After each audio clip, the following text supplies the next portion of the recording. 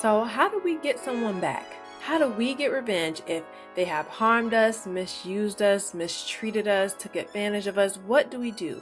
What exactly does the word say?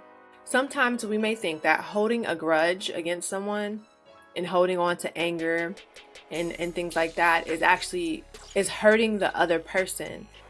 But in all honesty, it's doing the most damage to you. It's hurting you the most because you're living in anger and bitterness and resentment. And that has the potential to make you internally sick, mentally and emotionally, physically sick, right? Like you're holding on to this person's offense against you, but they're probably not even thinking about whatever they did. They might not even know that they did something, but you are literally suffering in silence. Welcome to Her Desired Haven Podcast, a community where we come together to discuss all things Jesus, family, life, and faith. I am your host, LaShondra. Thank you so much for joining me today. So how do you get back at someone who did you wrong? In this episode, we're going to talk about that and how to do it God's way. Romans chapter 12, verse 19, and it says, "Don't seek revenge yourselves, beloved, but give place to God's wrath. For it is written, 'Vengeance belongs to me, I will repay,' says the Lord." Don't seek revenge for yourself. Also, in Deuteronomy chapter 32, verse 35, "Vengeance is mine and recompense at the time when their foot slides. For the day of their calamity is at hand, their doom rushes at them." So recently, I've been studying the story of David. In this particular part of his life, David had sent some of his soldiers, some of his men, to a wealthy man who was called Nabal.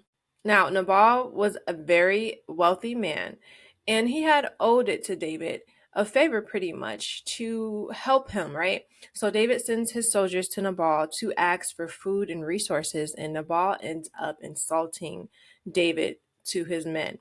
His men return to him and they let him know everything that Nabal says. And immediately David gets angry. He tells them to grab their swords, and they were headed out to kill Nabal and his entire household. David was immediately angry at Nabal, and he was ready to kill him just like that. David had anger and unforgiveness towards him, and it was going to lead to David potentially killing him and sinning because of it. David was ready to take matters into his own hands because of Nabal's insults and his unwillingness to share, and help David out in his time of need because David had helped him and his servants and theirs. David felt that because he and his men were kind to Nabal's servants, that he should return the favor. So one of Nabal's servants informs Abigail. Abigail is Nabal's wife.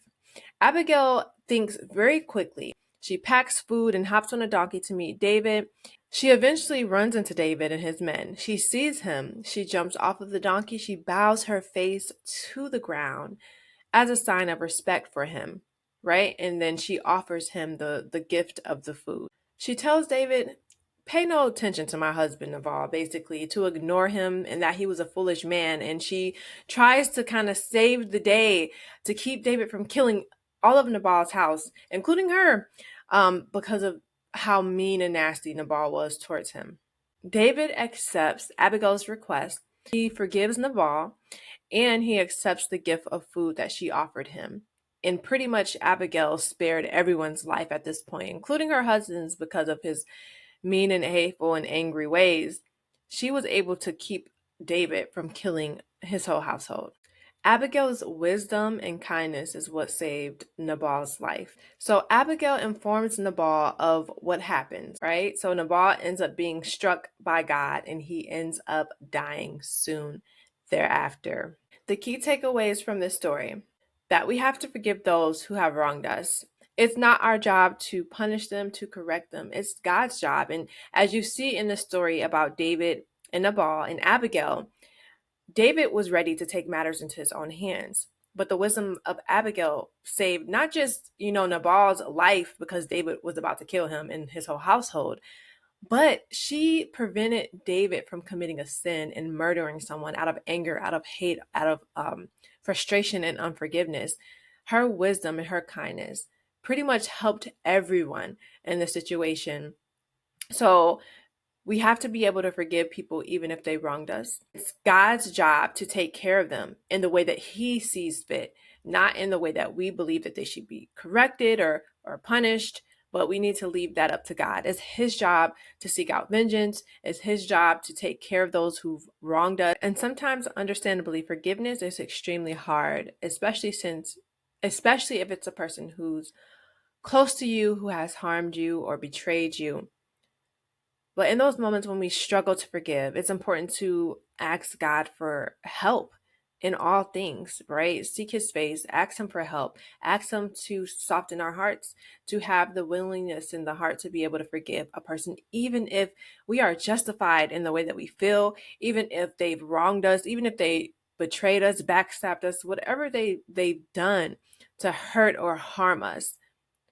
Nonetheless, we have to desire God's will. God's will is for us to forgive so that we too can be forgiven. So, how do we get someone back? How do we get revenge if they have harmed us, misused us, mistreated us, took advantage of us? What do we do? What exactly does the word say? Matthew chapter 5, verse 44 says, "But I tell you, love your enemies, bless those who curse you.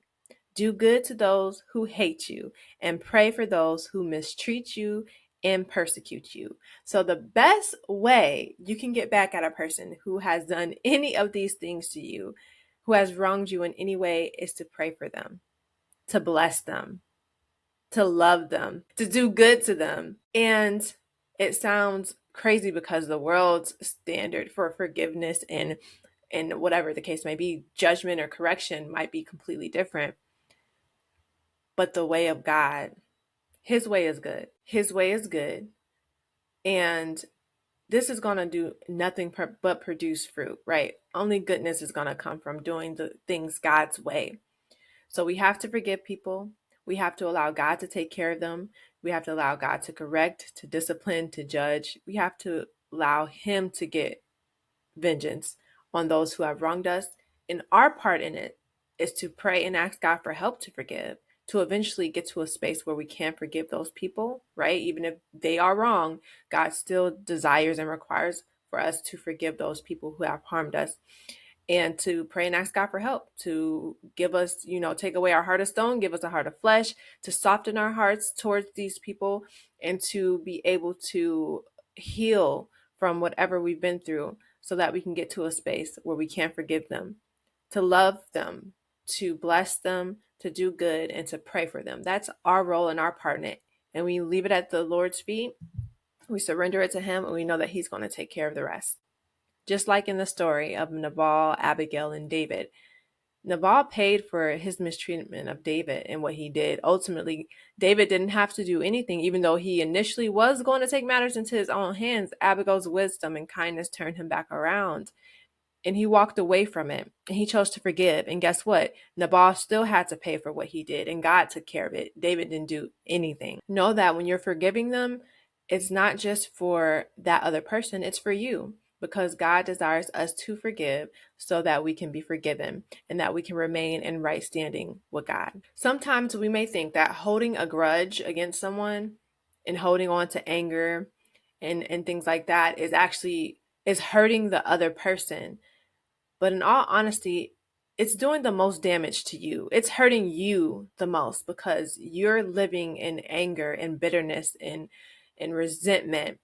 And that has the potential to make you internally sick, mentally and emotionally, physically sick, right? Like you're holding on to this person's offense against you, but they're probably not even thinking about whatever they did. They might not even know that they did something, but you are literally suffering in silence. That other person is off living their life, not really thinking twice about what was done, and you're suffering, you're hurting. So we have to get to the point where we can let it go. Like David chose to walk away. He could have still been like, nope. He could have went for it in anger and rage and vengeance. Like, I have my mind made up. I'm going to kill this man and everyone in the house. He could have killed Abigail, but he turned from his rage and wrath, right? So we have to get to a space where we are able to walk away and let it go and leave it up to God. There is so much freedom. There's so much joy. There's so much peace in being able to forgive a person.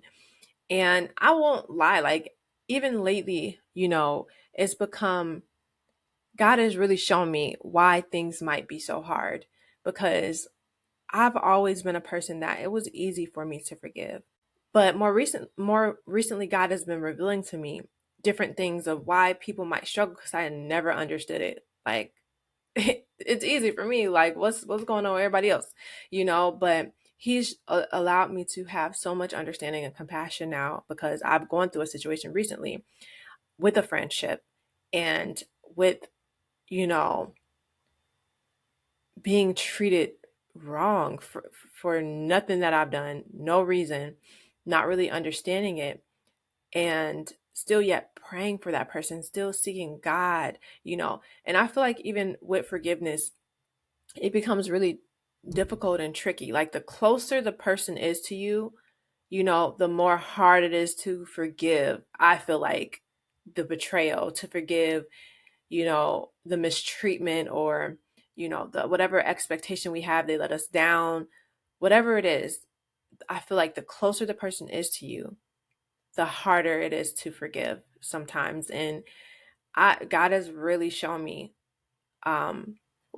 and allowed me to experience this and have a better understanding, and not just of what it's like to go through that process, but what it's like to stay in the spirit and pray for them and to forgive them and to really show the love and kindness that his word speaks of, to love them, to bless them, to do good to them, to pray for them. He took me through that journey in that process. And I laid it all at his feet. And I know that he's going to take care of that. I know that he's going to, if it so be in his will, he's going to reconcile that relationship and he's going to get the glory out of it. But I have to do my part. I have to give the rest to him, and I have to trust and believe that he's going to take care of it, whether he lets me know it or not, that doesn't matter. Like, I don't need the gratification of, oh yeah, they were punished. I don't need the gratification of, oh yeah, they suffered this pain because of how they did me. No, I don't need to be seeking out, another person's pain and suffering, even if they deserve that. My heart can't be in that position. I have to have a heart that, you know what, I love them. You know what, I'm going to pray for them. You know what, I'm going to do good to them. You know what, I'm going to give it up to God and trust that he's a good judge and he's going to do whatever he needs to do to correct what they've done. But I'm going to have a good mind towards them, good thoughts, a good heart posture, and I'm going to do what the word says. And I think that's the hardest part. Pray for them like you would pray for the things that you want for yourself, like to go in and love a person who's being so mean, hateful, and nasty to you. It's not easy, but with God's help and just a heart of surrender, like a true heart of surrender, it is possible. Thank you so much for tuning into this episode. Please subscribe to the podcast on YouTube. You can find us at Her Desired Haven. I will see you in the next episode. Bye.